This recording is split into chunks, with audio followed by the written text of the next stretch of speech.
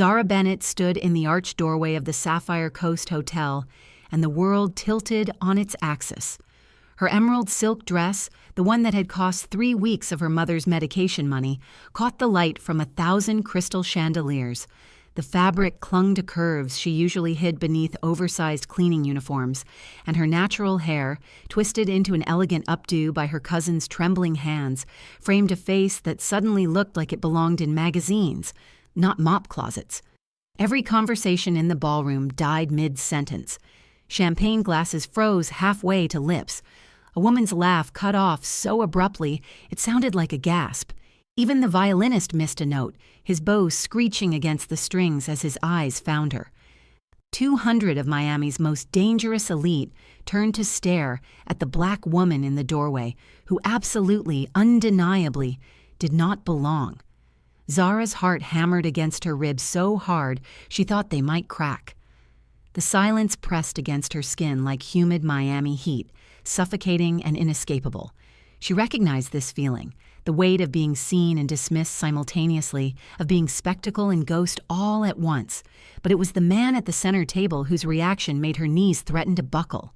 Kang Min-jae sat perfectly still, his hand frozen around a tumbler of whiskey. His sharp, angular face, all hard lines and controlled fury, had gone completely blank. Those coal black eyes, the ones whispered about in the underground circles that ran Miami's shadows, were locked on her with an intensity that felt like physical touch. This couldn't be the same woman he'd passed in the Apex Tower hallways at 3 a.m., hauling industrial cleaning equipment, smelling of disinfectant and exhaustion. The invisible maid his senior lieutenant had invited as entertainment for the evening's festivities. But those eyes, intelligent, unflinching, carrying the weight of someone who'd survived things they shouldn't have, were unmistakable. Someone near the bar snickered, then another. The sound rippled through the crowd like a stone thrown into still water, creating waves of cruel amusement. Min-jae's jaw tightened. His free hand moved beneath the table where Zara somehow knew, he kept a blade strapped to his thigh. Because watching her stand there, chin lifted in defiance against a room full of wolves in designer suits, something dangerous shifted in his chest, something that felt like respect, like recognition. Like the first crack in armor he'd worn for so long, he'd forgotten what his own skin felt like. She wasn't supposed to matter. She was supposed to be nothing, a joke, a cruel reminder to his lieutenant about knowing one's place in the hierarchy. But looking at Zara Bennett now, Min-jae realized with dawning horror that he'd made a catastrophic mistake. She was everything. 3 weeks earlier, the industrial buffer hummed against the marble floor of Apex Tower's 42nd level, the sound. Echoing through the empty corridor at 2:47 a.m., Zara Bennett moved the machine in practiced figure eights, her shoulders aching from 9 hours of scrubbing away the evidence of wealth. Coffee rings on mahogany desks, fingerprints on glass walls, the faint scuff marks left by Italian leather shoes that cost more than her annual salary. She was 26 years old and felt 50. The exhaustion lived in her bones now, that deep cellular weariness that came from working 3 jobs and still watching numbers in her bank account refuse to climb. Rent, utilities, her mother's prescriptions, the ones insurance wouldn't cover because pharmaceutical companies valued profit over life, groceries from the discount mart where the produce was already turning, bus fare because her car had died 6 months ago and stayed dead. Surviving was a full-time occupation, and Zara was working overtime. "Floor 47 next," she muttered, checking the assignment sheet clipped to her cart. The executive suites, always the worst despite being used the least. Rich people made messes differently, more entitled, more careless, confident someone else would clean it up. The elevator doors reflected her face as they closed, deep brown skin that glowed even under fluorescent lights, natural hair pulled back in a practical bun, eyes that her mother said were too old for her face. "You've got ancient eyes, baby girl," her mama would say during the good days, before the Parkinsons stole her steadiness. Like you've seen things across lifetimes. Zara didn't believe in past lives. She had enough trouble managing this one. The 47th floor was dark except for the corner office at the end of the hall. Light spilled from beneath the door, and voices carried through the silence. Sharp, tense, speaking rapid Korean. She'd learned to recognize the language over her 8 months working here. The building's owner was Korean.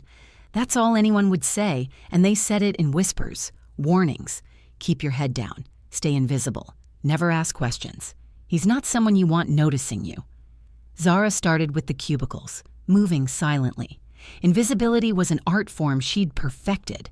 Her grandmother had taught her, "Baby, sometimes the safest place is where nobody's looking." The office door opened suddenly. A man emerged, early 30s, expensive suit, face structured like a K-drama actor but twisted with cruelty. He radiated arrogance like cologne, thick and suffocating. He looked past Zara at first, as if she were furniture. Then his eyes snapped back with something that made her stomach clench. Not desire, contempt, like she was a thing he'd discovered. Amusing, exploitable. "You?" Cleaning woman. His English was perfect, American-educated, no accent. "Come here." Every instinct screamed at Zara to run. Nothing good came from being singled out, but rent was due in 5 days and she was short $200. She approached, keeping her face carefully neutral. "Yes, sir." He looked her up and down slowly, deliberately, making sure she felt the assessment, making sure she understood her place. "What's your name?" "Zara Bennett." "Bennett." He smiled. It was the kind of smile that made her think of sharks. "Very American. You work here every night?" "Yes, sir." "Good." He pulled a card from his inner pocket. Thick cardstock, gold-embossed edges, the weight of money in paper form. "There's an event in 3 weeks. The Sapphire Coast Hotel, 8 p.m. formal attire. You're invited." Zara stared at the card like it might bite her. This was a joke. It had to be. Women who cleaned toilets at 3 a.m. didn't get invited to events at 5-star hotels. I don't understand, sir." "You don't need to understand." His smile widened, showing too many teeth. "Just show up. Think of it as a reward for your excellent work. We value our employees at Apex Tower." The lie was so blatant, it was almost impressive. He walked away, footsteps echoing down the hall, leaving Zara standing in the fluorescent light with a business card that felt like a trap disguised as opportunity. Behind her, she didn't notice the second figure who'd emerged from the office. Kang Min-jae stood in the shadows, watching the entire exchange with eyes that missed nothing. He'd heard Director Cho's plan, heard the mockery in his voice when he'd pitched it during their meeting. "The cleaning woman, boss. She's always here, always invisible. Wouldn't it be funny to invite her? Watch her try to fit in, remind everyone what real power looks like?" Min-jae had said nothing, should have said no, should have shut it down immediately. But in his world, cruelty was currency. Showing weakness, even compassion for someone as insignificant as a night shift cleaner, could cost him everything he'd built: respect, fear, control. So he'd nodded, given his tacit approval with silence. Now, watching Zara stare at that card with confusion and hope warring across her face, something uncomfortable twisted in his gut. She stood straight despite the obvious trap, shoulders back, dignity intact even in a cleaning uniform. Pathetic, he told himself, returning to his office. Getting soft over a woman you've never even spoken to. He had an empire to run, territory wars brewing with rival organizations from Atlanta and Houston. A board of directors, crime bosses masquerading as businessmen who watched for any sign of weakness so they could take his throne. At 29, he was the youngest to ever control Miami's Korean underworld, and that made him a target every single day. He didn't have time for distractions, especially not ones with ancient eyes and proud shoulders who cleaned his floors. But even as he returned to reviewing smuggling routes and money laundering reports, Min-jae found himself remembering her face, the way she'd held herself despite obvious poverty, the intelligence in her gaze when she'd assessed Director Cho, recognizing the danger even if she couldn't name it. He pulled up the building's security footage from earlier that evening and scrolled through until he found her. Watched her work. Efficient, thorough, pausing sometimes to stretch her back, rolling her shoulders against pain she was too young to carry. Min-jae closed the laptop with more force than necessary. She was nothing. Would remain nothing. In 3 weeks, she'd show up at the gala, realize she'd been made a fool, and disappear back into the invisible army of people who kept the world running while everyone else slept. That's how this story ended. It had to be. 3 weeks later, Zara stood outside her apartment in Little Havana, staring at her reflection in the cracked full-length mirror her cousin had brought over. The dress had cost her everything, not just money, though 3 weeks of her mother's medication fund was gone, replaced by a promise to figure it out later. But pride. She'd had to ask her cousin Imani for help with hair and makeup, had to admit she was doing something potentially stupid, potentially dangerous, but potentially life-changing. Girl. Imani stood back, hands on her hips, eyes wide. You look like royalty, like Lupita Nyong'o and Issa Rae had a baby and that baby grew up to run the world. The emerald silk clung to curves Zara usually hid, fell to her ankles in a cascade that whispered expensive, despite coming from a consignment shop in Coconut Grove. Her natural hair, usually pulled back practical and plain, now crowned her head in an elegant updo woven with gold thread. Minimal makeup let her bone structure shine. High cheekbones, full lips, skin that glowed like polished mahogany. She looked like someone else, someone who belonged in places with chandeliers and champagne. I don't know about this, Z. Imani's voice dropped serious. This whole thing feels wrong. Rich people don't just invite maids to fancy parties. What if it's some kind of setup? It is a setup, Zara said quietly. I know it is. But Imani, I'm drowning. Mama needs medications I can't afford. I'm working myself to death and still going under. If there's even a chance this leads to something better, a connection, a better job, anything, I have to take it. And if it's just them wanting to laugh at you? Zara met her cousin's eyes in the mirror. Then they laugh. I've survived worse than embarrassment. It wasn't entirely true. Humiliation had its own unique pain, a soul-deep wound that didn't show up on x-rays. But Zara had learned early that survival meant taking risks other people wouldn't, meant walking into rooms where you didn't belong and refusing to apologize for breathing their air. Text me every hour, Imani demanded, pulling her into a fierce hug. And if anything feels wrong, you run, promise me. I promise. The Uber ride from Little Havana to South Beach felt like crossing dimensions. From her neighborhood of faded pastel buildings and corner colmados where old men played dominoes, to the gleaming waterfront where yachts worth millions bobbed in the marina and palm trees swayed against a purple sunset. 2 Miamis existed in the same city, never touching, never acknowledging each other. Tonight, Zara would cross that invisible border. The Sapphire Coast Hotel rose against the darkening sky like a monument to excess, white stone, architectural curves that suggested waves, windows that reflected the ocean in 1,000 liquid fragments.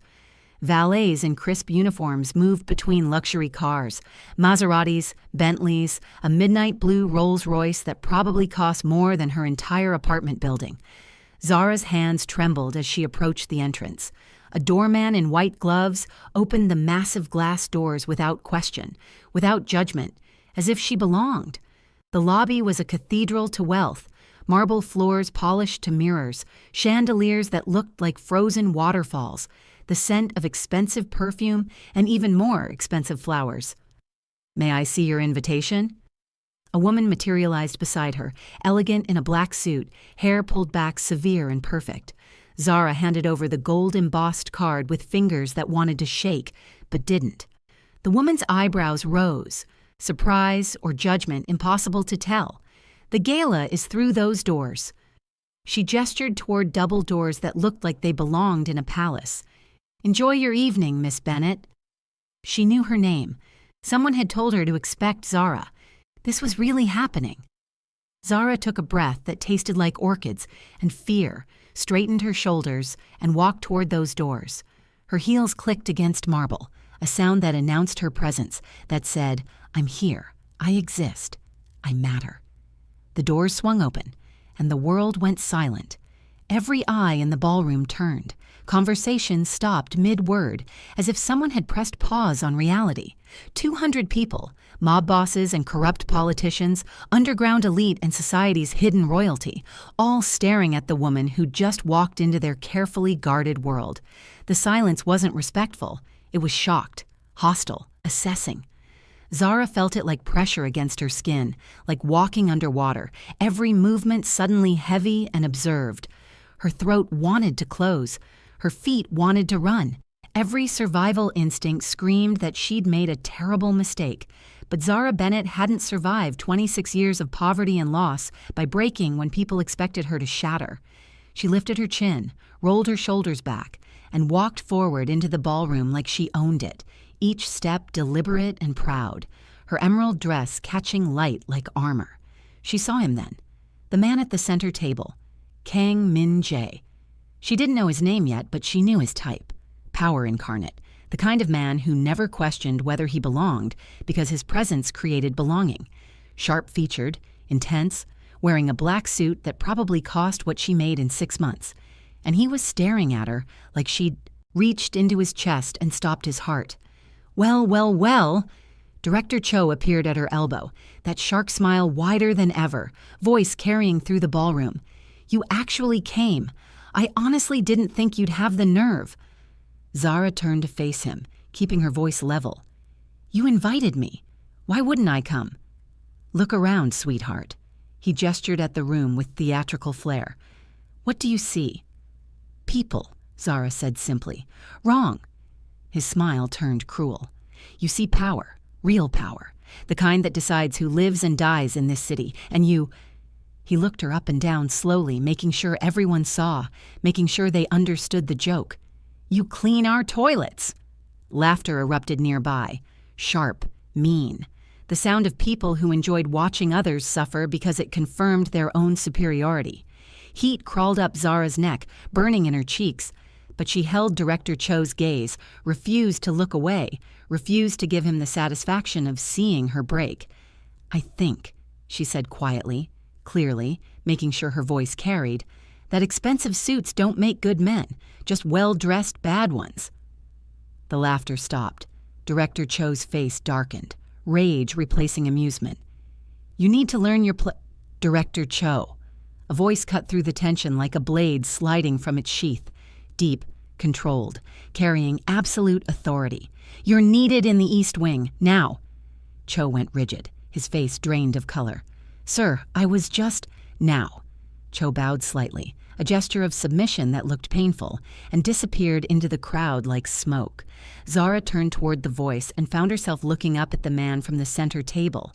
Kang Min-jae was taller than she'd realized, broad-shouldered beneath that perfect suit, moving with the fluid grace of someone trained in violence. But it was his eyes that stopped her, dark, intense, looking at her like he was solving a puzzle, like she was a code he needed to crack. Miss Bennett. He said her name like he'd known it all along, like he'd been thinking it in private. I apologize for Director Cho's behavior. He sometimes forgets that cruelty reflects poorly on everyone present. You know my name. I know everything that happens in my building. His eyes traveled over her face, and Zara felt exposed in a way that had nothing to do with her dress. Though I must admit, I never truly saw you before tonight. For that, I apologize as well. Your building. Realization crashed over her. This was him, the owner, the one everyone whispered about, the dangerous one. Thank you, Zara said carefully, for the compliment, though I'm still not sure why I was invited here. Something flickered across Min-jae's face, regret, maybe, or anger at himself. Because Director Cho thought it would be amusing, he said bluntly. He heard me discussing incompetent associates and decided to make a point. Invite the cleaning woman to watch her struggle, to remind her, and everyone else, about hierarchy. The honesty was more shocking than the cruelty. And you allowed it. I did. He held her gaze, didn't flinch. I'm not a good man, Miss Bennett. I don't pretend to be. Then why tell me the truth? Because you deserve to know. He paused. And because I find I dislike the idea of you being someone else's punchline. Before Zara could respond, before she could process what was happening, a commotion erupted near the entrance. Men in dark suits were shouting in Korean, hands moving to concealed weapons. The crowd shifted, nervous energy replacing cruel amusement. Min-jae's entire demeanor transformed. The man who'd been almost apologetic vanished, replaced by something cold and lethal. Stay here, he commanded, already moving toward the disturbance. But Zara saw what he didn't. a man circling the chaos, eyes locked on Min Jae's back, hand reaching into his jacket for something that caught the light like steel. She didn't think, didn't hesitate. "Behind you!" Her voice cut through the noise. Min Jae spun, and suddenly there was a blade in his hand, appearing from nowhere like magic. The attacker froze, surrounded instantly by Min Jae's security team. The would-be assassin was disarmed and dragged away in seconds, the entire incident so smooth half the guests barely noticed. Min Jae turned back to Zara, something new in his eyes: respect, interest, calculation. "You saw him," he said, voice low. "I've learned to notice things people want to hide," Zara replied quietly. "It's how you survive when you're invisible." "You're not invisible." His voice dropped lower, intimate despite the crowd. "Not to me, not anymore." The words hung between them, heavy with meaning neither was ready to acknowledge. A woman in a red dress approached, speaking rapidly in Korean. Urgent, business critical. Min Jae's jaw tightened. "I need to handle something, but don't leave, please." The last word sounded difficult for him, like he wasn't used to asking for anything. He disappeared through a side door with several associates, leaving Zara alone in a room full of hostile eyes. She'd just saved a crime boss's life. And somehow, impossibly, everything had changed. Zara just saved a mob boss's life in front of Miami's most dangerous elite. Now she's alone in a room full of enemies, and not everyone wants her to make it out alive. If you're hooked, smash that subscribe button because the next 4 chapters get absolutely insane. And share this with someone who loves Mafia romance. They'll thank you later. Trust me. An older Korean woman materialized beside Zara like smoke taking form, elegant in a champagne-colored gown, diamonds at her throat, catching light like captured stars, eyes that held both warmth and warning. "You should come with me, dear." Her English was flawless, accent barely perceptible. "It's not safe for you to stand alone here." Zara's instincts screamed trap, but something in the woman's face, genuine concern beneath practiced elegance, made her hesitate. "Why are you helping me?" "Because I remember what it's like to be where you are." The woman's smile was sad, knowing. "Come. Let's get you some air before the vultures circle." She led Zara through glass doors onto a terrace overlooking the Atlantic.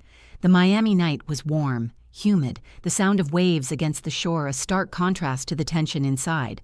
City lights reflected off the water like scattered jewels. "My name is Kang Soon-hee," the woman said, and Zara's breath caught. "Min Jae is my son." "Oh God, I didn't mean to cause any—" "You caused nothing." Soon-hee's voice was firm. "My son caused this by allowing Director Cho's cruelty, by saying nothing when he should have stopped it." She studied Zara with eyes that missed nothing. "He watches you, you know, even before tonight." Zara's heart stuttered. "What?" "I've seen him pause outside his office when you're working the executive floor, observing you. He thought no one noticed." Sun-hee's smile was slight. "But mothers see everything. I'm just a cleaning woman." "No." The word was sharp. "You're a woman with dignity and courage. Those qualities are rare in our world, rarer than money or power." She paused. "My son is drawn to you. I can see it in how he looked at you just now, but I need you to understand something before this goes any further." "I barely know him." "That will change." Sun-hee touched Zara's hand, her skin soft and cool. "And when it does, remember this. Being close to Min Jae means being close to death. Men like him don't have normal lives. They don't have safe love. Every day could be his last. Every person near him becomes a target." The words should have terrified Zara. Instead, they felt like confirmation of something she'd already known, already accepted the moment she'd shouted that warning. "Why are you telling me this?" "Because you saved his life tonight without hesitation. Because you're already involved, whether you know it or not." Sun-hee's eyes held infinite sadness. "And because I lost my husband to this life. I won't watch my son lose someone he cares about without that person understanding the cost." Before Zara could respond, Min Jae emerged onto the terrace. His eyes went immediately to his mother, then to Zara, something protective flashing across his face. "Mother, what are you telling her?" The truth. Sunhee kissed his cheek, then whispered something in Korean that made his jaw tighten. She glided back inside, leaving them alone under a sky full of stars that looked nothing like the stars over Little Havana. Min-jae moved to the railing beside Zara. For a long moment, neither spoke, just stood together, watching moonlight paint silver roads across dark water. "You should hate me," he finally said, voice low, "for allowing you to be humiliated." "I should," Zara agreed, surprising herself with her honesty. "But I'm still trying to figure you out." "What's to figure out? I'm exactly what I appear to be, a criminal. I run operations that would horrify you, smuggling, extortion, worse things I won't name. I've killed people, ordered deaths, built an empire on violence. And yet you told me the truth about the invitation. You could have let me believe it was real. Would that have been kinder? No." Zara turned to face him. "Lies are never kind, even when people pretend they are. At least with truth, I can make real decisions." Something in Min-jae's expression cracked. Just for a moment, she saw past the cold exterior to the man underneath. Someone tired, lonely, carrying weight that would crush most people. "That man you warned me about," he said quietly. "How did you see him? No one else did, not even my own security. I told you, when you're invisible, you learn to watch everything, notice patterns, see dangers before they arrive. It's how people like me survive in places we don't belong. That's a valuable skill. It's a survival skill. I could use someone with those skills." He met her eyes directly, and Zara felt the intensity like heat against her skin. "Work for me, not as a cleaner, as an observer. You'd be present at meetings, events, watching for things my own people miss. They're trained to look for obvious threats. But you see what's hidden." Zara's pulse raced. This was dangerous. Everything about him was dangerous. But it was also opportunity speaking with a voice that sounded like escape from drowning. What would this job entail exactly? Being present, watching, reporting what you notice. He paused. "I would pay you well, very well. Enough that you wouldn't need 3 jobs anymore. Enough to cover your mother's medications." Her breath stopped. "How do you know about— I told you, I know everything in my building." His voice softened slightly. "Including when my night cleaner takes extra shifts to cover medical bills, when she skips lunch breaks to save money, when she looks at the executive floor like she's drowning and can't reach the surface." Being seen like this should have felt violating. Instead, it felt like relief. "I need to think about it," Zara said, because accepting meant fully entering his world. Accepting meant no going back. "Fair enough."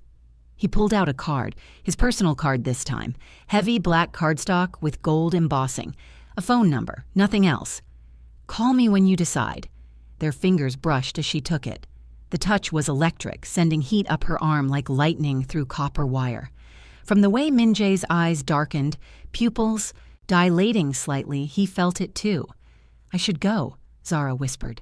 "I'll have my driver take you home." "I can get an Uber. Please." That word again, soft and unexpected from a man who commanded with single syllables. "Let me do this one decent thing tonight." She nodded, not trusting her voice. 20 minutes later, Zara sat in the back of a black Mercedes that smelled like leather and money, watching Miami's nightscape blur past the window. The driver, silent, professional, probably armed, navigated toward Little Havana like he'd made the trip before. Min-jae's card burned in her purse like a live coal. She'd come tonight expecting humiliation, maybe networking if she was lucky. Instead, she'd found something far more dangerous than embarrassment. Possibility. The driver pulled up to her building.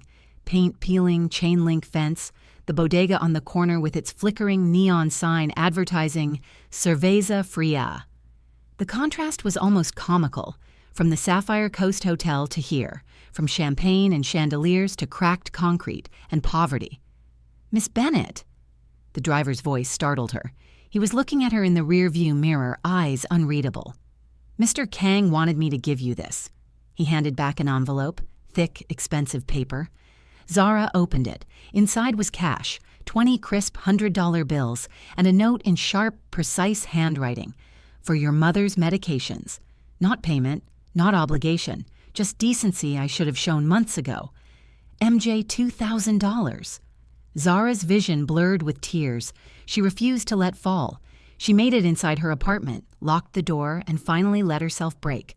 Not from humiliation, from the weight of being seen, really seen, by someone who had no reason to care. 3 days passed, like held breath. Zara worked her shifts at the hospital cafeteria, the convenience store, the Apex Tower. Every time she cleaned the executive floor, she felt Min Jae's presence like a ghost, even though she never saw him. But she felt watched, protected maybe. Her mother noticed the change immediately. "Baby girl, what happened?" Mama asked over breakfast. Real breakfast, eggs and fresh fruit Zara had bought with Min Jae's money. "You look different, lighter somehow." "Nothing happened, Mama." The lie tasted wrong. Her mother's hand trembled slightly as she lifted her coffee. The Parkinson's was getting worse, but her eyes were sharp. "You forget I raised you. I know when my daughter is holding secrets. I might have a job opportunity, something better." "How much better?" "Good pay, different kind of work." "Dangerous work?" Zara hesitated too long. Her mother's face shifted from curiosity to concern. "Zara Elizabeth Bennett, what kind of opportunity are we talking about?" "I can't explain it yet, Mama, but I promise I'll be careful." "You're 26 years old. I can't tell you what to do." Her mother's hand covered Zara's, trembling but warm. "But I can tell you that no amount of money is worth your life. You're all I have left in this world. And you're all I have, Mama. That's why I need to do this." That night, after her shift at the Apex Tower, Zara pulled out Min Jae's card, stared at it for 10 minutes, thought about all the reasons this was stupid, the danger, the illegality, the way her life would change irrevocably. Then she thought about her mother's trembling hands, the past due medical bills, the weight of drowning slowly when you could see the surface but couldn't reach it. She dialed. He answered on the second ring. "Miss Bennett." His voice was warm, like he'd been waiting. "I hoped you would call." "I have conditions," she said immediately, before courage could fail. "I won't do anything illegal myself. I won't lie or deceive innocent people, and if I see something wrong, I'll say so, even to you." Silence. Then a low laugh that did dangerous things to her heartbeat. "Most people try to tell me what I want to hear. You do the opposite. Is that a problem?" "No." She heard him moving, probably pacing. "It's refreshing. Your conditions are acceptable. When can you start?" "I need to give notice at my current jobs." "Don't. I'll cover any financial loss, including your final paychecks. You start tomorrow." "Tomorrow?" "There's a meeting. Business associates from Atlanta. I need someone watching who won't be noticed in the usual way. Someone who sees what others miss. Won't they wonder who I am? I'll introduce you as my personal assistant. It's not entirely untrue." Zara's mind raced. This was happening. Really happening. "What time?" 7 p.m. I'll send a car for you at 6. "And Miss Bennett?" "Yes?" "Thank you for giving me a chance to be better than I was 3 days ago." The line went dead before she could respond. The next evening, Zara stood in Min Jae's private office on the 50th floor of Apex Tower, a level she'd never reached, never even imagined reaching. Floor-to-ceiling windows overlooked Miami's glittering skyline. Art that probably cost more than her entire neighborhood hung on walls painted the color of storm clouds. Min Jae stood at his desk, focused on documents covered in Korean characters. He looked up when she entered, and his expression shifted, softened, in a way that made her breath catch. "You came." "I said I would. In my world, words often mean nothing." He stood, buttoning his suit jacket, charcoal today perfectly tailored. "You're different." Before Zara could respond, his phone buzzed. He glanced at it, frowned. "They're early. Are you ready?" "As ready as I'll ever be."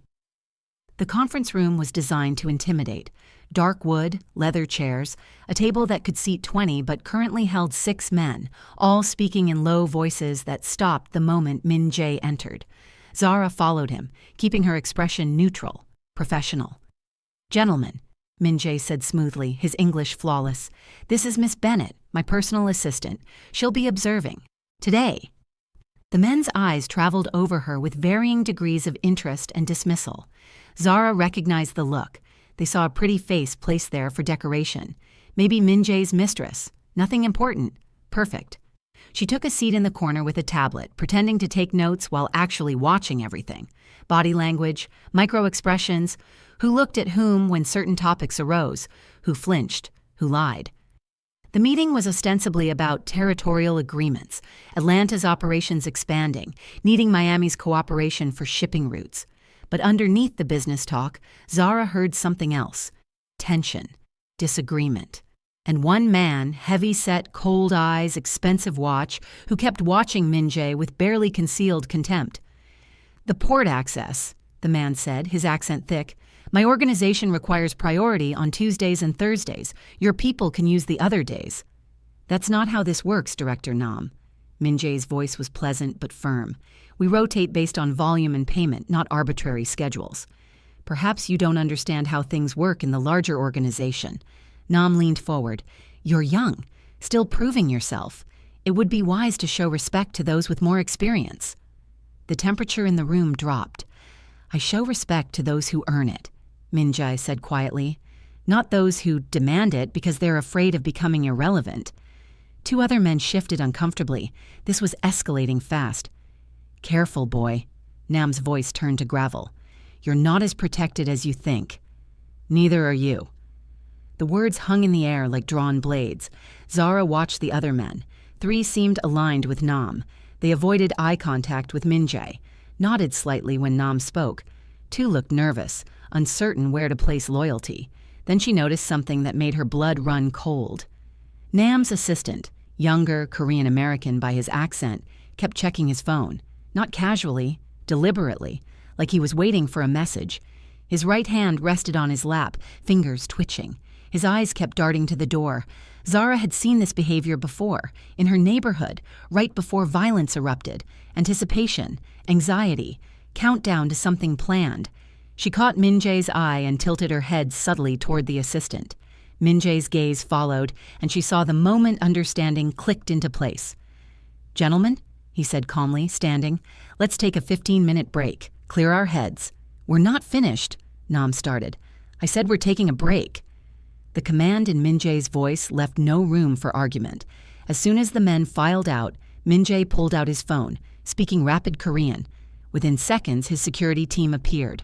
4 men who moved like trained killers wearing business suits. "What did you see?" Min-jae asked Zara urgently. Nam's assistant, he kept checking his phone like he was waiting for something. Nervous movements. He's expecting something to happen. And soon. Min-jae's jaw tightened. He barked orders to his head of security, who nodded and disappeared. "We need to leave," Min-jae said, taking Zara's arm. "Now. What's happening?" "If you're right, and I think you are, they're planning an ambush. Maybe here, maybe when I leave. Either way, you need to be nowhere near it." They were halfway to his private elevator when alarms screamed to life. Fire alarms. Sprinklers erupted from the ceiling, drenching everything in seconds. Emergency lights bathed the floor in red. "False alarm," Min-jae muttered, water streaming down his face. "Classic distraction." He pulled Zara toward a hidden panel behind his assistant's desk, a private stairwell she'd never known existed. They descended rapidly, Min-jae's hand firm on her arm. But 2 floors down, they heard it. Footsteps above, heavy boots, many of them. Min-jae cursed in Korean, pulled out his phone, no signal. "Jammer," he said. "They're cutting us off. Professional operation." They heard footsteps below too, coming up, trapped between floors 48 and 46, armed men closing in from both directions. For the first time since meeting him, Zara saw something like fear flicker across Min-jae's face. Not for himself, for her. "I'm sorry," he said quietly, pulling a handgun from beneath his jacket. "I brought you into this. I should have known Nam would escalate." "You couldn't have known." "I should have." His hands were steady, but his voice was raw. "If anything happens to you because of me, then we make sure nothing happens." Zara looked around the stairwell, mind racing through possibilities. Is there another exit? Any maintenance access? Min-jae paused, really looking at her. Where he expected panic, he found determination. "Floor 47, he said slowly. "Emergency exit to the parking garage, but we'd have to go through them to reach it." "How many?" "6 above, 4 below, maybe. So we go up, better odds." "This isn't a movie, Zara. These men are professional killers." "So are you." She met his eyes. "Aren't you?" Something passed between them, understanding, acceptance. She wasn't naive about who he was, but she also wasn't running. Min-jae nodded slowly, reached behind his back and pulled out a second, smaller gun. "Safety's here. Point and squeeze if you have to, but stay behind me." The footsteps above grew louder. Min-jae moved forward like violence incarnate, and Zara followed him into the fire. What happened next became a blur of violence that Zara would later struggle to separate into individual moments. Min-jae moved with lethal precision, no wasted movement, no hesitation. He took the stairs 2 at a time, silent as smoke, then exploded into action as they reached the landing. The first man barely had time to register their presence before Min-jae disarmed him with a brutal efficiency that looked almost choreographed.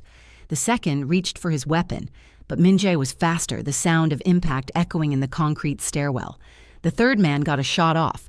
The bullet sparked off the metal railing, missing Min-jae by inches. Then the others came running. "Heavy footsteps," shouted Korean, the metallic sound of weapons being readied. Min-jae fought like someone who'd been doing this since childhood. Efficient, brutal, necessary. But he was outnumbered. One man broke through, heading straight for Zara with eyes that promised violence. She raised the gun with hands that wanted to shake, but didn't.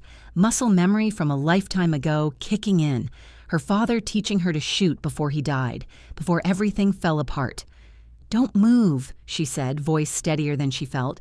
The man laughed. "You won't shoot, pretty girl. You're not built for this. Try me." Something in her eyes, some ancient survival instinct that lived in her bones, made him hesitate. That split second of doubt was all Min-jae needed. He appeared behind the man like a shadow given form, ending the threat with precision that should have horrified Zara but somehow didn't. "Go!" Min-jae shouted. "Emergency exit, now!" Zara ran, hearing him behind her, covering their retreat. They burst through the door into the parking garage. Fluorescent lights, oil-stained concrete, the smell of exhaust and fear. Min-jae's car was close, a sleek black Audi that probably cost more than her apartment building. They threw themselves inside. He peeled out with tires screaming, weaving through traffic like he was born to it, checking mirrors constantly. "Are you hurt?" His eyes stayed on the road, hands steady on the wheel despite everything. "No. You?" "I'm fine." He took a sharp turn, ensuring they weren't followed. "But we can't go back to the tower. They'll have people watching. Can't go to any of my known properties." "Where are we going?" "Somewhere safe. Somewhere they don't know about." 20 minutes later, they pulled into an underground garage beneath a luxury building in Coconut Grove. Min-jae led her to a penthouse apartment that was clearly one of many safe houses, expensively furnished but impersonal, like a hotel suite designed by someone with unlimited budget and no sentiment. Once inside, with the door locked and security engaged, the adrenaline finally crashed. Zara sank onto the leather couch, hands trembling now that survival wasn't demanding steadiness. Her dress, the emerald silk that had cost her mother's medication money, was soaked from the sprinklers, ruined beyond saving. "Here." Min-jae appeared with water, his own suit jacket discarded, shirt clinging to his frame. "Drink." She did, grateful. He sat beside her close enough that she could feel his body heat, could see the tension in his shoulders slowly releasing. "You were right," he said quietly, "about Nam's assistant. You saved my life. You saved mine too. I put yours at risk in the first place." His jaw tightened with self-directed anger. "This is my world, Zara. Violence, danger, betrayal. You saw it tonight. This is what being near me means." "I know. You should walk away. I'll make sure you're protected. Nam won't touch you, but you should leave while you still can." Zara turned to look at him. Really look at him. Beneath the cold exterior, beneath the power and danger, she saw someone profoundly alone, someone who pushed people away before they could get close enough to hurt him, to become leverage, to die because of him. "What if I don't want to walk away?" she whispered. Min-jae's eyes darkened. "Don't say that. You don't know what you're asking for. Then tell me. Help me understand. I'm not a good man, Zara. His voice was raw, stripped of its usual control. I've killed people, ordered deaths, built an empire on blood and fear. I don't deserve someone like you, someone genuine and good. That's not your choice to make. Yes, it is, because caring about you makes you a target. Nam won't stop. Others will see you as my weakness. The moment He stopped himself, jaw clenched. The moment you what? He looked away, hands curling into fists. The moment I care, you become leverage, a weapon others can use against me. So you do care? The silence stretched between them, heavy with things neither was ready to name. I shouldn't, Min-jae finally said, the words sounding like they were torn from somewhere deep inside. But from the moment you walked into that gala, I haven't been able to stop thinking about you. You were supposed to be nothing. Background noise. But you're not. You're brave and intelligent, and you see me, the real me, and you're not afraid. I am afraid, Zara admitted, terrified, but not of you, of what we might be too afraid to try. The distance between them evaporated. Min-jae's hand rose to cup her face, thumb brushing her cheek with surprising gentleness. His touch was warm, careful, like she was something precious he was afraid of breaking. If we do this, he said hoarsely, there's no going back. You'll be mine and I'll be yours, and that means facing everything together, the danger, the violence, all of it. Then we face it together. He kissed her then, deep and desperate, like a man who'd been starving and finally found sustenance. Zara melted into him, years of loneliness evaporating in the heat between them. His hands moved to her waist, pulling her closer, and she responded by threading her fingers through his hair, holding him like he might disappear. When they finally pulled apart, both breathless, Min-jae rested his forehead against hers. I won't let anyone hurt you, he promised, voice fierce. Whatever it takes, I'll burn this entire city down before I let them touch you. I know. And somehow, impossibly, she did. Later, as they lay together on the couch, Zara's head on his chest, listening to his steady heartbeat, Min-jae spoke quietly into the darkness. There's something you should know about tonight, about why Nam came at me so aggressively. What? He thinks I'm weak because I've been making changes, trying to legitimize parts of the operation, reduce unnecessary violence. The old guard sees it as softness. His hand traced patterns on her shoulder. They're not entirely wrong. I am changing, because I'm tired of the constant bloodshed, the paranoia, but they'll use that against me. So we prove them wrong. He tilted her chin up to look at him. We? You think I'm going to walk away now, after all that? Zara smiled slightly. I'm invested, Min-jae, in this, in you, so we figure it out together. Something in his expression cracked open, vulnerability she suspected few people ever saw. I don't deserve you. Lucky for you, I don't care about what you deserve. I care about what we could be. He pulled her closer, and they stayed like that as Miami's night deepened outside the windows. Two people from completely different worlds finding unexpected sanctuary in each other. Morning came with sun streaming through floor-to-ceiling windows and the smell of coffee. Zara woke to find Min-jae already up, standing at the kitchen counter in dark slacks and a white dress shirt, sleeves rolled up, looking more relaxed than she'd ever seen him. You cook? She asked, surprised. I make coffee. There's a difference. He smiled, the expression transforming his face. But I ordered breakfast. It'll be here in 10 minutes. Zara joined him at the counter, accepting the coffee he slid across to her. What happens now? Now I handle Nam properly. Last night was a declaration of war. I need to respond, or others will think I'm weak. How will you respond? He studied her carefully. Do you really want to know? The details? Yes. If I'm in this, I'm all the way in. Don't protect me from the truth. Min-jae nodded slowly, seeming to come to a decision. Nam violated every code we operate under. Attacking during a sanctioned meeting, in neutral territory, targeting someone under my protection. He glanced at her.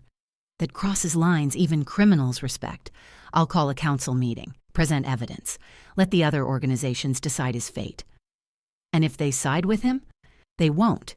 He's been making enemies for years, getting sloppy. Last night just gave everyone the excuse they've been waiting for." "You sound certain." "I am, because I know how to play this game." He moved closer, hands framing her face. "But I need you to do something for me." "What?" "Stay here, out of sight until this is resolved. I'm leaving security, 4 of my best people. They'll keep you safe." Zara wanted to argue, wanted to insist she could help, but she also understood strategic thinking. Right now, she was a liability he couldn't afford to worry about. "Okay, but Min-jae, come back to me. Always." After he left, the penthouse felt too large, too silent. The security team was professional but distant, stationed outside in the lobby, invisible but present. Zara spent the morning restless, pacing, thinking about how drastically her life had changed in 72 hours. From invisible cleaning woman to, what? A crime boss's girlfriend? His partner? His weakness? Her phone buzzed, a message from her cousin Imani. "Girl, where are you? Your mama's worried sick. Nobody's heard from you in 2 days." Guilt crashed over her. She'd been so caught up in Min-jae's world that she'd forgotten her own. She called her mother immediately. "Zara Elizabeth Bennett, where have you been?" Her mother's voice was sharp with worry, the tremor more pronounced than usual. "I'm sorry, Mama, I should have called. I'm safe. I'm fine, just work stuff. The new job. The dangerous job. It's complicated. Baby girl, I need you to listen to me." Her mother's voice dropped serious. "Whatever you're involved in, whatever money they're offering, it's not worth your life. You're all I have. Please come home." Tears burned behind Zara's eyes. "I will, Mama, soon, I promise. I just need to see this through." After they hung up, Zara sat with the weight of her choices. She was lying to her mother, involved with a criminal, hiding in a safe house while violence played out somewhere in the city. But she was also more alive than she'd felt in years. The truth was complicated, messy. Not the clear-cut morality tale her life had been when she was simply surviving, simply invisible. Hours passed. Afternoon became evening. Zara tried to eat the lunch that had been delivered but had no appetite, tried to watch TV but couldn't focus, just waited, anxiety building with each minute. Then, finally, her phone rang. Min-jae's name on the screen. "It's done," he said without preamble. "The council ruled against Nam. He's been stripped of his territory and operations. He'll leave Miami by morning or face consequences he won't survive." Relief flooded through her. "You're okay." "I'm fine. Better than fine." She heard something new in his voice. Satisfaction, maybe even happiness. "I'm coming to get you. There's something I want to show you." He arrived an hour later, looking tired but victorious. He pulled Zara into his arms immediately, holding her like he needed the contact to prove she was real. "I was worried," she admitted against his chest. "I know, I'm sorry." He pulled back, hands framing her face.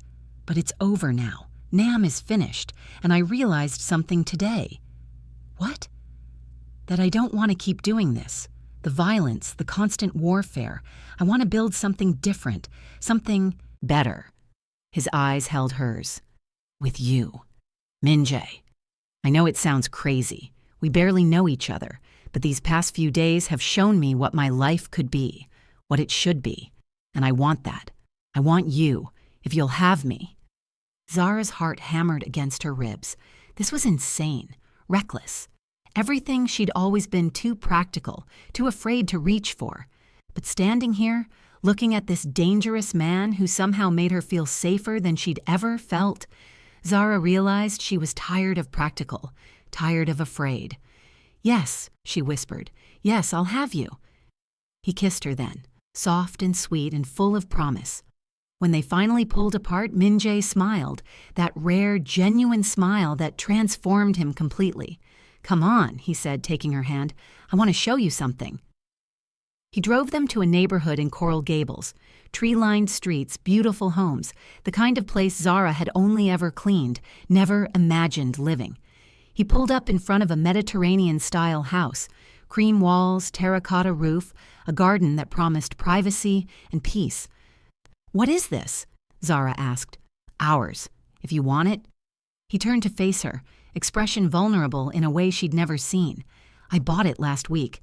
before everything exploded, before I even knew if you'd say yes to any of this. But I knew I wanted it, wanted you, wanted a future that was about more than just surviving. Zara stared at the house, at him, at the impossible possibility being offered. Are you serious? I've never been more serious about anything. He took her hand. I know what I'm asking. To commit to this life, to me, when everything is complicated and dangerous and uncertain. But I can promise you this. Every day, I will choose you. Choose us. Choose building something better than what I've been. Tears slipped down Zara's cheeks. Happy tears, overwhelmed tears. Tears for the life she'd thought she'd have and the one being offered instead. Show me the house. They toured it together, Min-jae pointing out features he thought she'd love. A chef's kitchen, a library with floor-to-ceiling shelves, a master bedroom with windows overlooking the garden. Each room felt like a promise, a future being built in real time. There's one more thing, Min-jae said as they stood in the garden under the fading light. Something I need to tell you before we go any further. Zara's stomach tightened. What? My name isn't just Kang Min-jae. My full name is Kang Min-jae Bin Woo, and 3 years ago, before I took over my father's organization. He paused, choosing words carefully. I was something else first. What do you mean? I was NIS, Korean National Intelligence Service. He watched her face for reaction. Undercover, embedded in my father's organization to gather evidence against him and his associates.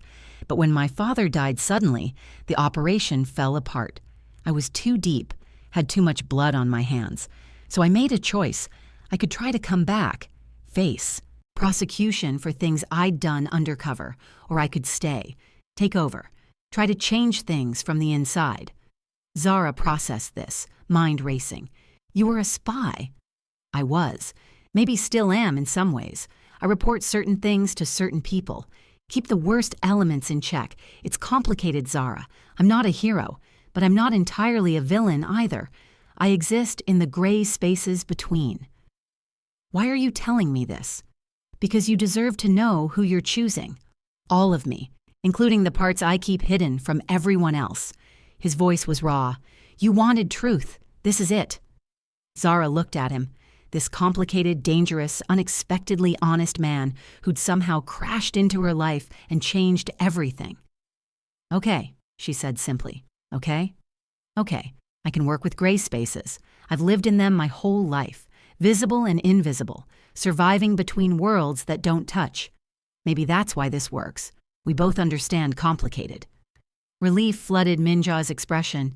He pulled her close, holding her like she was the only solid thing in a shifting world. I love you, he said quietly. I know it's fast and crazy and probably not something I should say yet, but I do. I love you, Zara Bennett.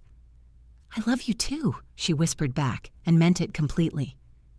They stood in the garden as stars emerged, two people from impossible circumstances finding their way to each other, but neither of them noticed the figure watching from across the street.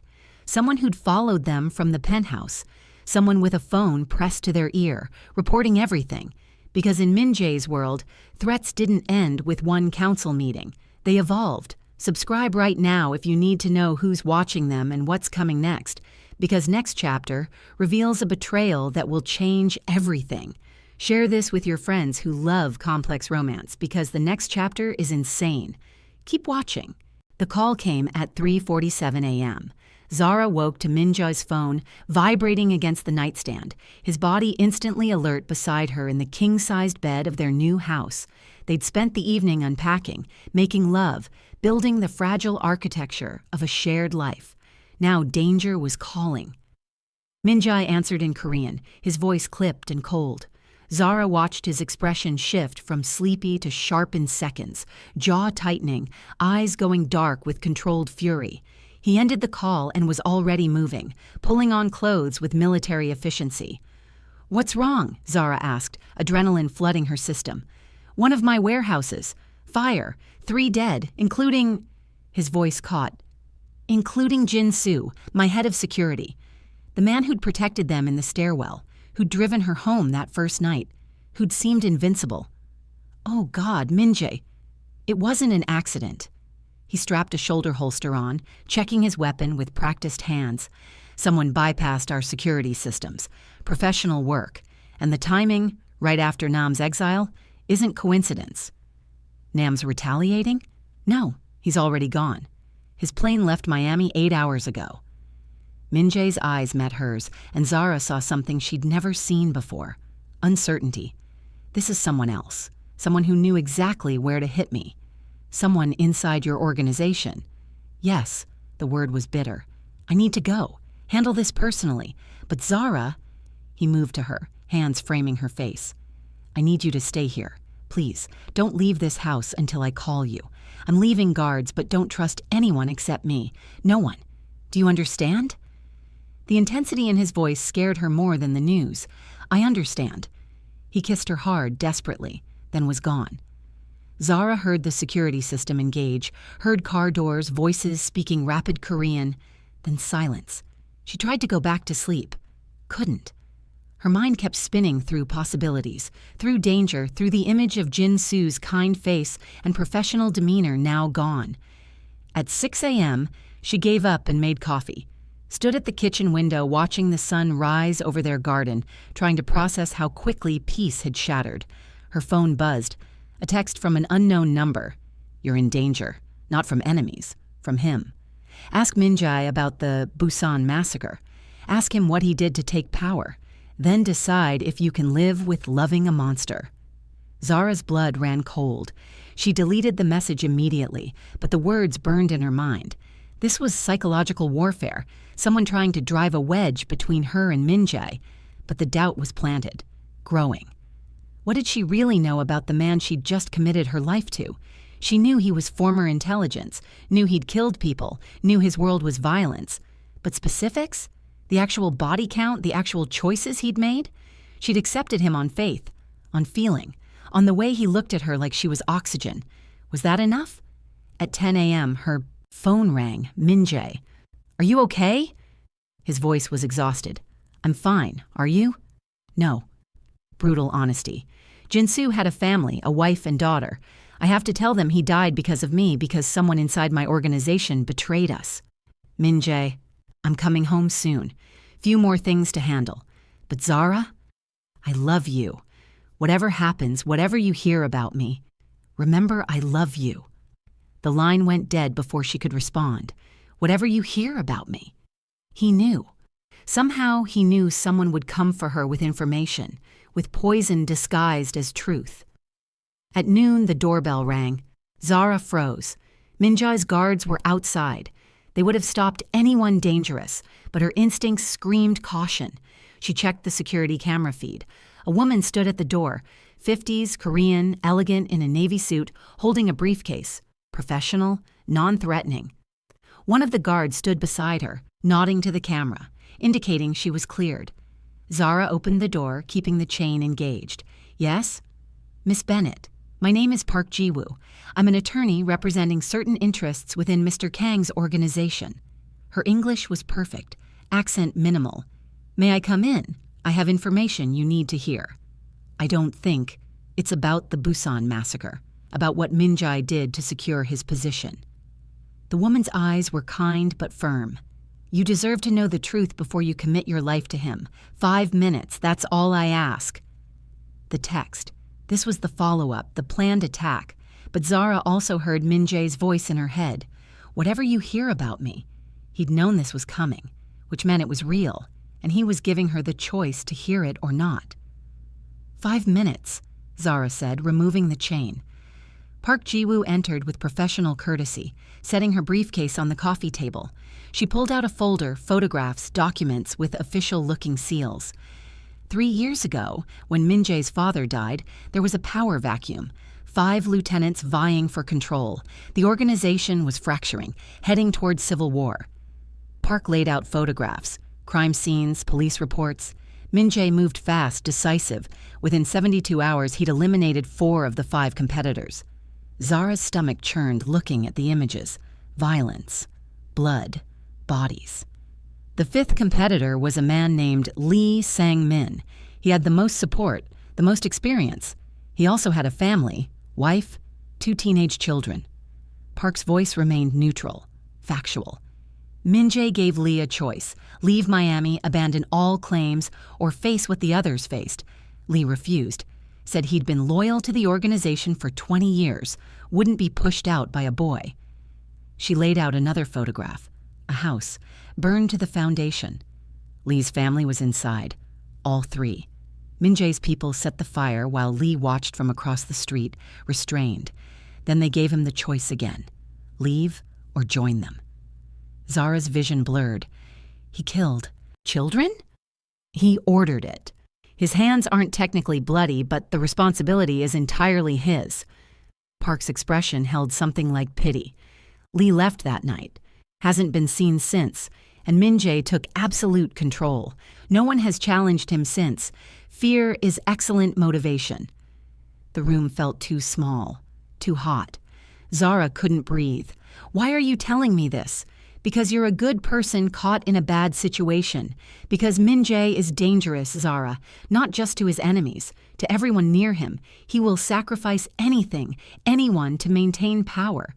Today it's Jin-soo. Tomorrow it could be you. Who sent you? Park's expression didn't change. People who care about preventing another Busan, who want Min-jae removed before he causes more damage. You could help us. You're close to him. You see things, hear things. You want me to spy on him. Zara's voice was flat. We want you to survive and help others survive. Park stood, leaving the folder on the table. Think about it. My number is inside. When you're ready to do the right thing, call me. She left as professionally as she'd arrived. Zara sat in the too-quiet house, staring at the folder like it might explode. Everything in her wanted to believe Park was lying, that the photographs were fabricated, that the man she loved wasn't capable of ordering the deaths of teenagers to secure power. But she'd seen him fight in that stairwell, seen the cold calculation in his eyes when discussing business, heard him admit he'd done things that kept him awake at night. She opened the folder with shaking hands. The documents looked real. Police reports in Korean with English translations, news articles about a suspicious fire, photographs time-stamped and sourced. Lee Sang-min's daughter had been 16, his son 14. Zara made it to the bathroom before she vomited. Min-jae returned 3 hours later, looking like he'd aged years. Blood on his collar, not his from carrying Jin-soo's body, eyes haunted, the cost of leadership written across his face. He found Zara in the living room, the folder open on the coffee table between them. He stopped in the doorway, saw it, understood immediately. She came. Not a question. Park Ji-woo said she was an attorney. Zara's voice was hollow. Is it true? Min-jae moved slowly into the room, like approaching a wounded animal. What did she tell you? About Busan, about Lee Sang-min, about his children. Zara met his eyes, needing to see the truth there. Tell me she lied. Tell me those documents are fake. The silence stretched between them like broken glass. I can't, Min-jae finally said, voice raw, because it's true, all of it. The admission hit like a physical blow. Zara had hoped, prayed for denial, for explanation, for anything but confirmation. You killed children. I ordered their deaths. Yes. He didn't look away, didn't soften it. I was 26 years old trying to prevent a war that would have killed hundreds. Lee wouldn't listen to reason, wouldn't accept exile. And I needed to send a message so definitive that no one would ever challenge me again. So you murdered his family? Yes. The word was stark, final. I made a choice, a terrible choice. One I'll carry for the rest of my life. But I made it, and I'd be lying if I said I wouldn't make it again under the same circumstances. Zara stood, needing distance. How can you say that? They were kids, Min-jae. Innocent? There's no such thing as innocent in my world. His control fractured, voice rising. Lee's son was already being groomed to take over. His daughter was handling money laundering. They weren't children playing with dolls. They were part of the machine. And if I hadn't stopped them decisively, the Civil War would have killed dozens of actual innocents, civilian bystanders, women who had nothing to do with the life, kids who just lived in the wrong neighborhood. That doesn't justify— I'm not asking for justification. He moved closer, eyes blazing. I'm telling you the truth, the ugly, horrific truth. This is who I am. This is what I've done, and I won't apologize for making impossible choices in impossible situations. Zara's hands shook. I don't know if I can live with this. Pain flashed across Minja's face, real, visceral pain that looked like it might break him. I know. I've known since the moment I fell in love with you that eventually you'd see what I really am, that you'd leave. I just hoped we'd have more time. So you were just waiting for me to find out?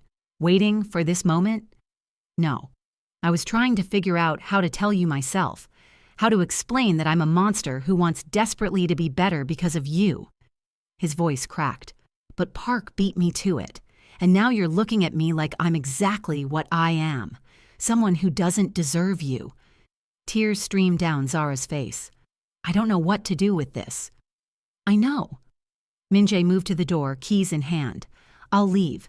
Give you space to think, to decide if you can live with loving someone like me. But Zara— He turned back, eyes red-rimmed. Park Ji-woo isn't who she claims to be. She's working for someone inside my organization, someone who wants me gone and sees you as leverage. How do you know? Because there is no attorney named Park Ji-woo in Miami. I checked. His jaw tightened. And the folder she gave you? Half those documents are real, half are fabricated, mixing truth with lies to make it all more believable. Zara's mind spun. Which parts are lies? Lee's children weren't in the house. They were already in Korea, sent away weeks before when Lee sensed trouble. The fire killed Lee's wife and his lieutenant, both adults, both complicit in the organization's violence. Still terrible, still my responsibility. But not children. The relief was overwhelming and insufficient. Why wouldn't you just tell me that first? Because the truth is still ugly enough. I did order that. Fire. 2 people died, and I've done worse things than that. He met her eyes. I wanted you to make your choice based on the worst version of me, not a sanitized one. That's insane. That's honest. He moved to leave. I'll be at the penthouse. You're safe here. Guards I trust personally. Take whatever time you need. But Zara, Park, or whoever she really is will come back. She'll push harder. And I need you to know that whatever you decide about us, I'll protect you. That doesn't change. He was at the door when Zara spoke. Minjae, wait. He froze, not turning around like he couldn't bear to see rejection in her eyes. Come here, she said softly. He turned slowly, vulnerable, braced for pain. Zara closed the distance between them, looking up at this complicated, dangerous, brutally honest man who'd somehow become her entire world. I need you to understand something, she said carefully. I'm horrified by what you've done, by the choices you've made, by the violence you've caused. He nodded, accepting the condemnation. But I also understand impossible choices. I understand survival. I understand that morality gets complicated when you're trying to prevent greater harm. She took his hands. I don't know if that makes me a good person or just someone who's already too far gone, but I know this. I love you, and I'm not leaving. Zara? I'm not finished. She gripped his hands tighter. I'm staying, but things change. We do this differently from now on. You don't make decisions alone anymore. You don't sacrifice people without exhausting every other option. And you tell me everything. The ugly parts, the dangerous parts, all of it. No more protection through ignorance. Something like hope flickered in Minjae's eyes. You're giving me conditions. I'm giving us a chance. She pulled him closer. But Minjae, if you ever lie to me again, if you ever keep something this big from me again, we're done. I can handle ugly truth. I can't handle beautiful lies. He pulled her into his arms, holding her so tight she could barely breathe. I promise, no more lies, even when the truth is terrible. They stood like that for long minutes, holding each other while the weight of revelation settled between them. Park will come back, Minjae said against her hair. Whoever sent her won't stop. Then we deal with it together. Together, he echoed, and the words sounded like a vow. Later that evening, as they sat in the living room trying to salvage some sense of normalcy, Min Jae's phone buzzed. He checked it and his entire body went rigid. "What?" Zara asked. "Security footage from the warehouse fire." He turned the phone so she could see. The video showed a figure setting the blaze, face partially visible. Director Cho. "I thought he left with Nam," Zara breathed. "So did I, but apparently he stayed behind, and now he's coming for me, for us, with inside information and outside help." Min Jae's voice went cold. "This ends tomorrow. No more playing by the old rules. No more giving people chances to betray me. What are you going to do?" "What I should have done weeks ago. Clean house completely." He looked at her, giving her the choice to be part of this or step away. "This will get violent. Messy. Are you sure you want to stay?" Zara thought about running, about returning to her simple, struggling life, about safety and ignorance. Then she thought about Min Jae facing this alone, about the man who'd seen her when she was invisible, who'd given her truth even when it cost him everything. "I'm staying," she said. "But Min Jae, we do this smart, not just violent. We end this permanently." A slow smile spread across his face. "Tell me what you're thinking." And as Zara laid out her plan, using Park's approach against her, turning the trap around, exposing whoever was really behind the attacks, Min Jae looked at her with something like awe. "You're terrifying," he said with admiration. "I learned from the best." They spent the night planning, preparing for the confrontation that would decide everything. Neither of them slept, because tomorrow they'd face the real enemy, together. The trap was set for 8 p.m. at the Jade Garden restaurant, a front for money laundering, owned by one of Min Jae's oldest associates, secured with enough security to make it feel safe but public enough to seem neutral. Zara stood in front of the mirror in their bedroom, adjusting the wire hidden beneath her black dress. Min Jae watched from the doorway, tension radiating from every line of his body. "You don't have to do this," he said for the 10th time. "I can handle Park and Cho myself. We've been over this. Park came to me specifically. She sees me as the weak link, the civilian who can be turned." Zara met his eyes in the mirror. "So let's use that. Let me draw her out, get her on record admitting who she's working for. Then you have evidence for the council. If anything goes wrong, it won't. You'll have 20 people in that restaurant. I'll never be more than 15 feet from you." She turned to face him. "Trust me." "I do trust you. It's everyone else I don't trust." Min Jae crossed the room, hands settling on her waist. He looked at her like he was memorizing her face, like this might be the last peaceful moment they'd ever have. "When this is over," he said quietly, "I want to do something." "What?" "Leave, not forever, but for a while. Take you somewhere far from Miami, from this life. Somewhere you can just be Zara, not the woman who saved a mob boss. Just you." "Where would we go?" "Anywhere you want. Paris, Tokyo, a beach in Thailand. Somewhere I can wake up next to you without checking for threats first." Zara's throat tightened. "I'd like that." He kissed her then, soft, reverent, like a prayer. When they pulled apart, his eyes had hardened back into the cold calculation she recognized. "Let's end this." The Jade Garden occupied a corner in Coral Gables, elegant and understated. Red lanterns, black lacquer tables, the smell of ginger and soy sauce. At 8 p.m., it was closed for a private event, Min Jae's people occupying every corner, every exit, every sightline. Zara sat alone at a center table, visible from all angles, a glass of untouched wine before her. The wire beneath her dress transmitted everything to Min Jae's phone, to his security team, creating an unbreakable record. At 8:17, Park Ji-woo entered. She looked different tonight, less professional, more dangerous. Her suit was black instead of navy, and something in her posture suggested violence despite her elegant appearance. "Miss Bennett." Park sat without invitation. "I wasn't sure you'd come." "You said you wanted to help me survive." Zara kept her voice steady. "I'm listening." "Have you thought about my offer? About helping us remove Min Jae before more people die?" "I've thought about it, but I need to understand something first." Zara leaned forward. "Who is us, exactly? Who are you really working for?" Park smiled, but it didn't reach her eyes. "People who believe the Korean Mafia in Miami needs new leadership, more stable leadership." "Like Director Cho?" The smile faltered. Just for a second, but enough. I don't know what you're talking about. The warehouse fire. Jin-Soo's death. That was Cho, wasn't it? Your inside man. Zara kept her tone conversational. Was killing him part of your stable leadership plan? Park's expression hardened. Jin-Soo was collateral damage, necessary to destabilize Min Jae's confidence. And the Busan massacre story, how much of that was real? Enough to make you doubt him, that's all that mattered. So you admit you lied to me. I told you what you needed to hear to see the truth, that Min Jae is dangerous. Park leaned closer. He's killed dozens of people, Zara, ordered deaths like he was ordering dinner. And you think you can change him? Make him better? You're delusional? Maybe, but at least I know who I'm sleeping with.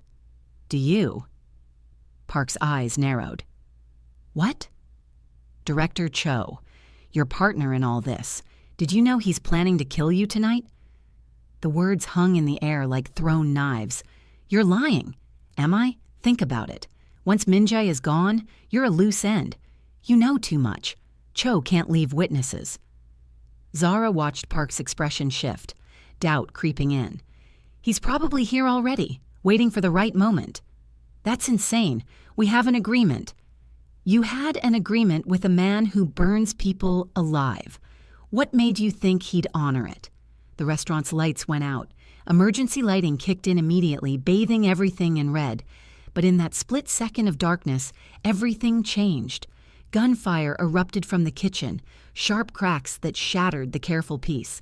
Min Jae's security responded instantly, but Zara saw the trap unfolding. Cho hadn't just infiltrated. He'd brought an army. Men poured in from multiple entrances, weapons drawn. Not a surgical strike, a massacre in the making. Min Jae appeared beside Zara in seconds, pulling her behind the bar. Stay down! But Zara saw what he didn't. Park, frozen at the table, realizing too late that she'd been betrayed. And Cho, emerging from the kitchen with a gun trained on Park's head. Did you really think I'd share power? Cho's voice carried over the chaos. With anyone, especially not with the woman who was supposed to be just information? Park's face drained of color. We had a deal. Deals change. Cho's finger tightened on the trigger. Zara didn't think, just moved. She grabbed a bottle from behind the bar and hurled it with all her strength. It struck Cho's arm as he fired, sending the shot wide. Park dove for cover, and suddenly the restaurant was complete chaos. Min Jae's people engaged Cho's forces in close-quarters combat. The elegant restaurant transformed into a war zone. Shattered glass, overturned tables, the sharp smell of gunpowder mixing with ginger. "What the hell are you doing?" Min Jae shouted at Zara. "Saving her! We need her alive to testify!" He cursed in Korean but moved with her, providing cover as they reached Park's position. The woman was shaking, pressed against the wall, her professional facade completely shattered. "You saved me," she gasped. "Why?" "Because I'm not him," Zara said simply. "Now tell me, who else is involved? This is bigger than just Cho, isn't it?" Park nodded, tears streaming down her face. "Council members, 3 of them. They've been planning this for months. Cho was just the weapon. They want Min Jae gone and his territory divided." "Names," Min Jae commanded, voice cold. Park listed them. 3 respected council members, men who'd sat in judgment of Nam just days ago, men who'd smiled to Min Jae's face while plotting his death. The betrayal was total, systematic. "Where are they now?" Min Jae asked. "Safe house in Miami Beach, waiting for Cho to confirm your death." Park looked at him with something like respect. "You were right about him, about everything. I'm sorry." "Sorry doesn't bring back Jin-Soo." Min Jae's voice was ice. "But testimony might keep you alive. Maybe." The fighting was dying down. Cho's people outmatched and outgunned. Min Jae's security was professional, efficient, lethal when necessary. Cho himself was cornered near the kitchen, 3 guns trained on him. But instead of surrender, he smiled. "You think this ends anything?" He laughed, the sound bitter. "You're still weak, Min Jae, still trying to be better than what you are. That's why you'll always lose eventually." "I'm still standing.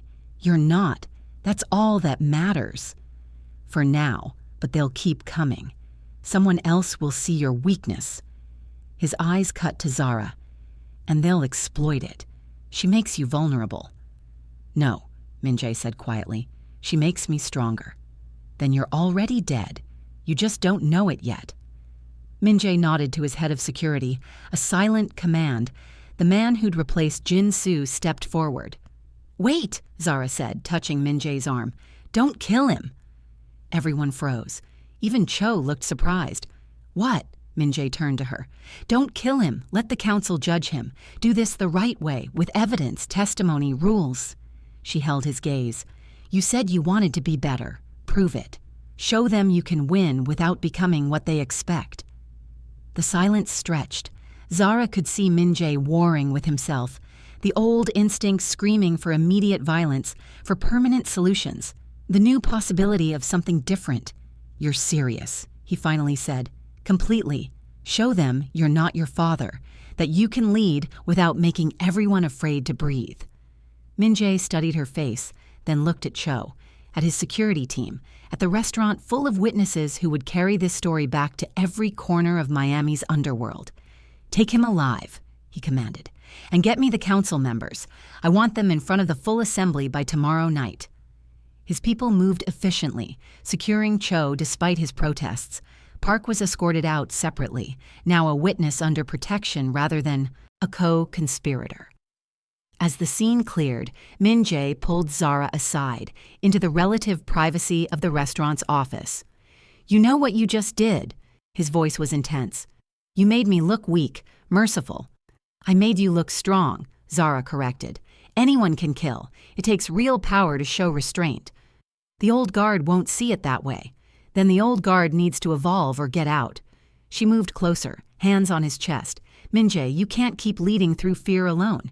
Eventually, someone will be more feared or more crazy or just more desperate.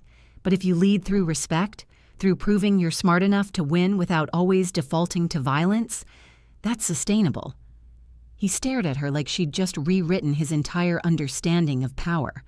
You're terrifying, he said again, but this time it sounded like wonder. Absolutely terrifying. I learned from the best, she repeated with a slight smile. He kissed her then, hard and claiming, tasting like smoke and determination. The next night, the full council assembly gathered in a warehouse converted for the occasion. Every major player in Miami's Korean underworld, plus representatives from Atlanta, Houston, Los Angeles, witnesses to what would become legend. Cho was brought in first, restrained but unharmed. Then Park, nervous but resolved. Then the three council members, their arrogance faltering as they realized their plot had unraveled. Min-jae presented the evidence methodically, recordings, financial transfers, testimony, every piece of the conspiracy laid bare for all to see. The room was silent as he spoke. Not the fearful silence of people afraid to breathe wrong, the intense silence of people genuinely listening. When he finished, he did something unprecedented. I'm calling for a vote, Min-jae announced, not just on their punishment, but on how we operate going forward. I propose we establish actual rules, written codes that govern how we handle internal disputes, how we prevent this kind of conspiracy from happening again. The room erupted in whispers. This was radical, dangerous, changing decades of tradition. An older council member, Kim Dae-jung, respected conservative, stood slowly. You want us to vote on becoming civilized? His tone was mocking.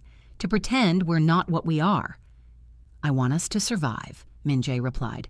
Every year we lose people to pointless internal warfare. Every year we spend resources fighting ourselves instead of protecting our interests. I'm proposing we evolve, become smarter, stronger through structure instead of just through violence. And if we refuse, then I'll do it anyway, in Miami, under my leadership. And you'll watch as my organization becomes more profitable, more stable, and more powerful than yours. Then you'll have to choose, evolve with me, or get left behind. The challenge was clear, the threat implicit but undeniable. Kim Dae-jung stared at Min-jae for a long moment, then looked at Zara, standing beside him, seeing what everyone else was seeing, the woman who'd somehow transformed their most dangerous leader into something more complex than simple brutality. You've changed, Kang Min-jae, Kim said slowly. Yes, I have. For the better or worse remains to be seen, Kim paused. "But I'll vote for your proposal. Let's see if civilized monsters can survive in this world." The vote passed, not unanimously but decisively. Rules were established. Cho and the conspirators were exiled permanently, their assets absorbed, their names becoming warnings, and Min Jae's reputation transformed from feared to respected, from untouchable to visionary. 3 months later, Zara stood on a beach in Santorini, watching the sunset paint the white buildings gold and pink. Min Jae emerged from their villa with wine, wrapping his arms around her from behind. "What are you thinking about?" he asked against her hair. "How different everything is. How impossible this would have seemed a year ago. Do you regret it? Any of it?" "Not even a little." She turned in his arms. "You?" "I regret the people I hurt, the choices I made before you. But this, us, never." They'd spent 3 months in Europe. Paris, Rome, Athens, now Santorini. 3 months away from Miami's violence, from the weight of leadership. 3 months being just Min Jae and Zara, learning each other without crisis, forcing the pace. "We need to go back soon," Min Jae said quietly. "The organization needs me, and your mother—" "I know, I've been talking to Mama every day. She's doing better, by the way. The new medications are helping." Zara smiled. "And she wants to meet you, officially." "She knows what I am?" "She knows you're the man I love. That's what matters to her." Min Jae was quiet for a moment. "I'm thinking about your proposal, the legitimate transition. I want to do it. 5 years to clean everything up, make it all legal, build something our children could be proud of." "Our children?" Zara's heart stuttered. "Someday, if you want them. With me." He looked almost nervous, this man who faced death without flinching. "I know it's complicated, that bringing kids into this life is—" "Yes," Zara interrupted. "Yes? Yes, I want children with you. Yes, I want to build a future together. Yes to all of it." He kissed her as the sun set over the Aegean, 2 people from impossible circumstances who'd somehow found their way to possible. They returned to Miami a week later, to their house in Coral Gables, to the life they were building, complicated, messy, but undeniably theirs. Zara started working officially for the organization, using her skills to identify problems before they became crises. Her insights proved invaluable, her ability to read people a genuine asset. Min Jae kept his promise about transformation. Slowly, carefully, he began legitimizing operations, cutting ties with the most violent elements, building something sustainable. It wasn't easy. There were challenges, threats, moments when the old ways seemed simpler, but they faced everything together. One evening, 2 years after that night in the Jade Garden, they hosted a dinner at their home. Min Jae's mother, Zara's mother, key associates, friends from both worlds mixing awkwardly but genuinely. Watching Min Jae laugh at something her mother said, seeing her mama touch his arm with easy affection, Zara felt something settle in her chest. Peace. Hard-won and fragile, but real. Later, after everyone left, they stood in their garden under Miami stars. "Do you remember that night at the gala?" Min Jae asked. "When you walked in and everyone went silent?" "How could I forget? I thought it was because you didn't belong, because you were so obviously out of place." He turned to face her, hands cradling her face. "But I was wrong. They went silent because you belonged more than any of us, because you had something we'd all lost. Dignity, courage, genuine humanity, and somehow, impossibly, you saw those things in me too. Because they were there, hidden maybe, buried under armor and violence, but there. You saved me," he said simply. "In every way a person can be saved." We saved each other. They stood together in the garden they'd planted, the house they'd made home, the life they'd built from impossible circumstances and even more impossible odds. Somewhere in the city, threats still lurked. Problems waited to be solved. The past would always cast shadows. But here, in this moment, they had peace. They had each other. And that, Zara had learned, was everything. 5 years later, Zara Bennett Kang stood in the doorway of the Sapphire Coast Hotel, watching her daughter, 3 years old with her father's sharp eyes and her mother's radiant smile, toddle across the marble floor chasing bubbles. Min Jae appeared beside her, their son, 18 months, all chubby cheeks and determination, balanced on his hip. "This is where it started," he said quietly, looking around the ballroom. "Where I first really saw you." "Where everyone went silent," Zara added with a smile. "They were right to be silent. They were witnessing something they couldn't understand, the moment everything changed." The hotel was hosting a charity gala now, one of many events organized by the Kang Foundation, Min Jae's fully legitimate organization dedicated to helping immigrants, funding education, providing resources to communities like the one Zara had grown up in. The transformation was complete. The organization restructured, cleaned, emerged as something unprecedented. Former criminals building redemption through genuine good. It wasn't perfect. Min Jae still carried the weight of his past, still had nightmares sometimes, still struggled with the man he'd been versus the man he'd become. But he kept trying, kept choosing better, kept proving that change was possible. "What are you thinking about?" Min Jae asked, noticing her expression. "How that night I walked in here, expecting humiliation, expected to be a joke, expected nothing to change. And instead, everything changed. Everything." He pulled her close, careful not to squish their son between them, and kissed her softly. Their daughter squealed with delight as she caught a bubble, and both parents laughed, the sound pure and uncomplicated. Zara looked around the ballroom, at the wealthy elite who now attended her events, donated to her causes, respected her voice, at the life she'd built from that one moment of courage, walking into a room where she didn't belong and refusing to apologize for existing. The room had gone silent that night. Now it was full of laughter, hope, and proof that people could be more than their circumstances, that love could be stronger than fear, that even in the darkest corners, light could find a way in, if you were brave enough to let it. If this story had you hooked from beginning to end, smash that subscribe button for more intense Mafia romance content. Share this complete story with your friends. They need to experience this journey. And drop a comment telling me your favorite moment, because I love hearing what resonated with you. Thank you for reading every single word. Until next time.